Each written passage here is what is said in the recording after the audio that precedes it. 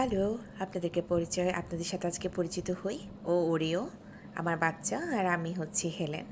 আমরা দুইজন পার্টনার। ঠিক নতুন করে আমি আবার আমার জীবনটা শুরু করতে যাচ্ছি। যাচ্ছি কি চলছে। ওরিও আমার জীবনে নতুন এসেছে, অনেক দিন হলো। জানুয়ারির 14 তারিখে ও আমার কাছে এসেছে। তার আগে ঠিক অক্টোবরে আমার ধরা পড়ে আমার লাং ক্যান্সার। সেই লাং ক্যান্সার থেকে কেমোথেরাপি দেওয়ার পরে আমি একদম একা হয়ে গেছিলাম। মানে আমার আশেপাশে সবাই আছে, কিন্তু তারপরও মনে হতো যে আমার কেউ নেই, আমার কিচ্ছু নেই। আমার একাকিত্ব বোধ, ডিপ্রেশন সব কিছু কুরে কুরে খেত, শরীরে শক্তি পেতাম না। ঠিক সেই সময় ওরিওকে আমার জীবনে পেলাম, ওকে আমার কাছে নিয়ে আসলাম। ও আমাকে সময় দেওয়া, আমাকে সুন্দর করে সবসময় ব্যতিব্যস্ত রাখা, ওর পিছনে আমি সময় দিতে দিতে দিতে দিতে ওষুধ খেতে, কেমো দিতে দিতে এখন আমি মোটামুটি চলাফেরা করতে পারি।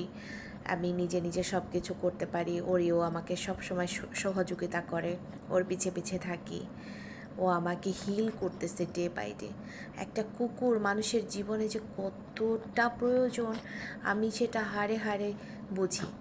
এই আজকে দেখুন না, আমরা খাওয়া দাওয়া করলাম, খাওয়া দাওয়া করে এসে শুলাম। এটা প্রতিদিনের কাণ্ড। শোয়ার পরে সে এসে এক লাফে খাটে উঠবে, উঠে প্রথমে আমাকে করবে, খোঁচাখুচি করবে, তারপর আমি তাকে খোঁচাখুচি করবো, এই করতে করতে করতে তারপরে যে সে একটু ক্লান্ত হলে পরে আমাদের দুজন আমার আমার আমার হাজব্যান্ডের মাঝখানে গিয়ে শুবে। দুই হাত সে রাখবে একটুখানি একটা ওরেও, তার ভাবখানা কি মনে হয় কি সে একটা রানী।